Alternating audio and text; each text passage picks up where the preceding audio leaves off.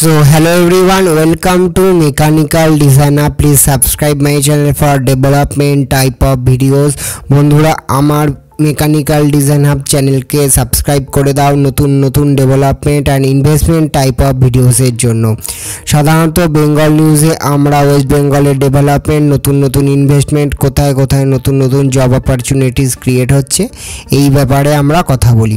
তো এই উইকের নতুন বেঙ্গল নিউজে সবাইকে স্বাগত। বেঙ্গল নিউজে আমরা সাধারণত ওয়েস্ট বেঙ্গলের ডেভেলপমেন্ট নিয়ে কথা বলি, কিন্তু এই বেঙ্গল নিউজে নতুন নতুন ইনভেস্টমেন্ট ছাড়াও ওয়েস্ট বেঙ্গলের যে ফিনটেক হাব আছে সেইটার একটা কম্প্যারিজন ভিডিও নিয়ে আমরা সবার সামনে তুলে ধরেছি। তো ভিডিওটা শেষ অবধি দেখবে এবং আপনাদের যে মতামত আছে এই ভিডিও সম্বন্ধে সেই ব্যাপারে কথা বলবেন। তো প্রথম যে বড় নিউজ আসছে সেটা হচ্ছে বন্দে ভারত ট্রেনের স্লিপার ভার্সন, যেটা 2025-এর মধ্যে টিটাগড় রেলওয়েজ বলে যে ওয়েস্ট বেঙ্গল থেকে যে উত্তরপাড়া প্ল্যান্ট থেকে অপারেট হয়, উত্তরপাড়া প্ল্যান্টে টিটাগড় রেলওয়েজের যে ফ্যাক্টরিটা আছে সেখান থেকে রোল আউট করবে এই টিটাগড় রেলওয়েজ থেকে বন্দে ভারত ট্রেনের 2025-এর স্লিপার ভার্সনটা। তো এটা ওয়েস্ট বেঙ্গলের যে রেলওয়ে ইন্ডাস্ট্রির জন্য এটা একটা খুব বড় একটা অ্যাচিভমেন্ট, যেখান থেকে sleeper Vande Bharat roll out হবে। তাছাড়া ওয়েস্ট বেঙ্গলের যদি ইকোনমির দিক থেকে দেখি আমরা 13% গ্রোথ এসছে, জিএসটি কালেকশনের উপর 13% গ্রোথ আমরা দেখতে পাচ্ছি ওয়েস্ট বেঙ্গলের ক্ষেত্রে। তো ওয়েস্ট বেঙ্গলের জিএসটি কালেকশনে 13% গ্রোথ, যেটা মহারাষ্ট্র গুজরাটের সাথেই আমরা তুলে ধরেছি। তাছাড়া কলকাতা প্রপার্টিজ মার্কেটের ক্ষেত্রেও আমরা 17% একটা জাম্প দেখতে পেয়েছি, 17% সার্চ দেখতে পেয়েছি প্রপার্টি রেজিস্ট্রেশনের ক্ষেত্রে। সেখানে আমরা যদি অফিস স্পেস কনজামশন রিপোর্টের দিকে তাকাই, সেখানে কিন্তু কলকাতা একটু পিছিয়ে আছে। 8 স্পেস অ্যাকোয়ার করেছে কলকাতা আফটার বেঙ্গালুরু, এনসিআর, হায়দ্রাবাদ, মুম্বাই, পুনে, চেন্নাই, আহমেদাবাদের পরে কলকাতা। তো অফিস স্পেস যেটা কনজামশন রিপোর্ট, যেটা একটা প্রাইভেট বডি এই রিপোর্টটা পাবলিশ করেছে, সেখানে কলকাতা 8 স্পট করেছে, যেটা আরও ভালো হওয়া উচিত ইস্টার্ন ইন্ডিয়াতে সবথেকে বড় শহর হিসেবে, যেহেতু কলকাতা একাই রাজত্ব করছে।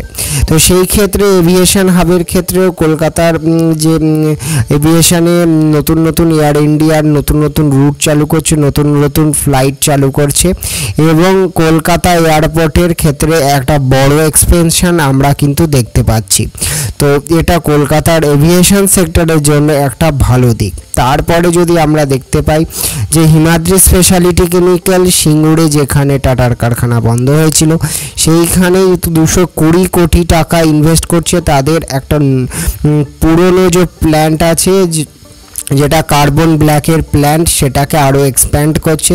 220 কোটি টাকা দিয়ে হিমাদ্রি স্পেশালিটি কেমিক্যাল কার্বন ব্ল্যাকের যে ক্যাপাসিটির যে প্ল্যান্ট আছে সেটাকে আরও এক্সপ্যান্ডের কাজ করছে হিমাদ্রি স্পেশালিটি কেমিক্যালস, যেটা সিঙ্গুরবাসীর জন্য খুব লাভজনক হবে। ওই এরিয়া হুগলি এরিয়াতে অনেক জব অপরচুনিটিস ক্রিয়েট হবে, এই ক্ষেত্রে আমরা ভাবতে পারি। তাছাড়াও লেগার্ড বলে একটা ইলেকট্রিক্যাল ম্যানুফ্যাকচারার কোম্পানি ওয়েস্ট বেঙ্গলে কলকাতাতে নতুন অফিস সেট আপ করছে। তো আমরা দেখতে পাচ্ছি এক এক করে সব ধরনের কোম্পানি কলকাতাতে তাদের অফিস স্পেস সেট আপ করতে এগিয়ে আসছে।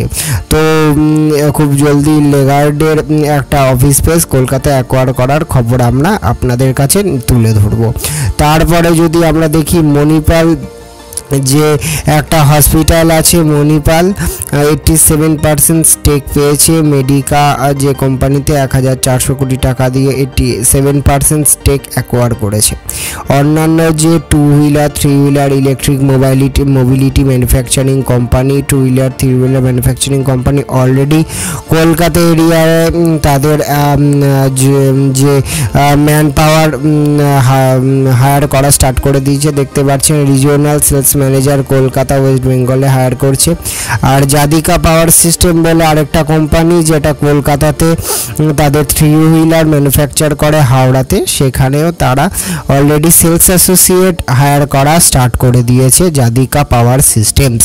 এরপরে যদি দেখি Siliguri municipal corporation engage technical experts from Jadavpur university for implementing water resources. তো ওয়াটার রিসোর্সেস প্ল্যানিং এবং ডেভেলপমেন্টের জন্য শিলিগুড়ি মিউনিসিপ্যাল কর্পোরেশন 220 কোটি টাকা ইনভেস্ট করছে, যেটা শিলিগুড়িবাসীর জন্য যে পরিচ্ছন্ন ওয়াটার জল যে পরিবন্টন ব্যবস্থার জন্য এটা একটা খুব ভালো দিক। আগের উইকে আমরা এরকম একটা গ্রাউন্ড রিপোর্ট পাবলিশ করেছিলাম, এটা ওয়েস্ট বেঙ্গলের ফিনটেক হাবের ব্যাপারে। ওয়েস্ট বেঙ্গলের ফিনটেক হাবে যেটা আমাদের অনারেবল চিফ মিনিস্টার মমতা ব্যানার্জির একটা ড্রিম প্রজেক্ট, আমরা সিলিকন ভ্যালি হাবের একটা ভালো আপডেট এবং তার গ্রোথ স্টোরি দেখতে পেয়েছি, যেটা আমাদের চ্যানেলে শর্টসে আমরা আপলোড করেছি, সেটা দেখে নেবে। তো এই ফিনটেক হাবে আমরা যেটা দেখতে পাচ্ছি, Bandhan bank, national insurance and HDFC bank, এই তিনটেরই বিল্ডিং নিয়ারলি কমপ্লিশনের দিকে, যেখানে ন্যাশনাল ইন্স্যুরেন্স অলরেডি তাদের অপারেশন এখান থেকে নিউটাউন এরিয়া থেকে চালু করে দিয়েছে। তাছাড়াও ইউকো ব্যাংকের প্লট আছে, বন্ধন ব্যাংকের আরেকটা প্লট আছে, কানাডা ব্যাংকেরও প্লট আছে, এরকম অনেক কটাই প্লট আছে। কিন্তু যে কনস্ট্রাকশন আমরা এখন অবধি 4 জায়গাতেই দেখতে পেয়েছি, যেটার মধ্যে একটা অপারেশনাল, এইচডিএফসি ব্যাংক, বন্ধন ব্যাংকের যে আপডেটটা মানে অফিস ওপেনের আপডেটটা খুব জলদি চলে আসবে। তো এটাই হচ্ছে ফিনটেক হাব। কিন্তু ফিনটেক হাবের ক্ষেত্রে একটা যে আমি ডাউন সাইড যেটা দেখতে পাচ্ছি, যে প্রাইভেট প্লেয়ার আরও যে ফিনান্সিয়াল ইনস্টিটিউশন, যে ইন্টারন্যাশনাল ব্যাংকিং অপারেশন, সেটা কিন্তু আরও বেশি করে অ্যাট্রাক্ট করা দরকার। কারণ ফিনটেক হাব বলতে আমরা বুঝি যে ফিনটেক যেখান থেকে ফিনান্সিয়াল বিভিন্ন টেকনোলজি রিলেটেড সার্ভিস বেসড কোম্পানিরাও কিন্তু আসে। তো সেই ক্ষেত্রে গভর্নমেন্টকে আরও ইমপ্রুভ, আরও অ্যাগ্রেসিভলি স্টেপ নিতে হবে, যাতে আরও বেশি করে ইনভেস্টমেন্ট ফিনটেক হাব ওয়েস্ট বেঙ্গলের মধ্যে আসতে পারে। কিন্তু সেই ক্ষেত্রে আমরা বিচার যদি করি, একসময় গুজরাটের যে ফিনটেক হাবটা আছে, গিফট সিটি যাকে বলা হয়, সেটার ব্যাপারে আমি একটু পরে ভিডিওতে দেখাবো। তো সেই ক্ষেত্রে তারা কিন্তু বিভিন্ন ধরনের ইন্টারন্যাশনাল যে অপারেশনস আছে, পেটিএম, আমেরিকান এক্সপ্রেস, এরকম ডিফারেন্ট টাইপ অফ ব্যাংকের সাথে কোলাবোরেট করে গুগল এমনকি তারাও সেখানে তাদের অপারেশন চালু করে দিয়েছে।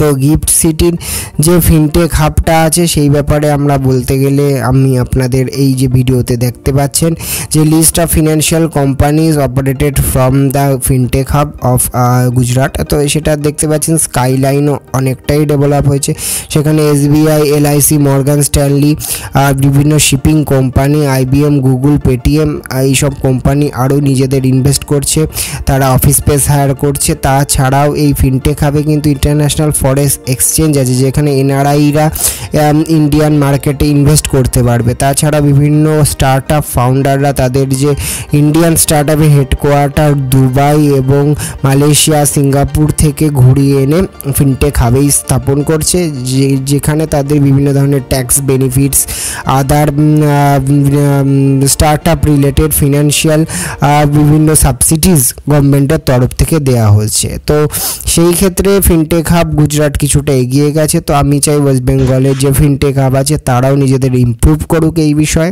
এবং এরকম টাইপের ভিডিওস দেখতে চাইলে আমার চ্যানেলের সাথে জুড়ে থাকুন এবং আপনাদের মতামত দিতে ভুলবেন না। Thank you all.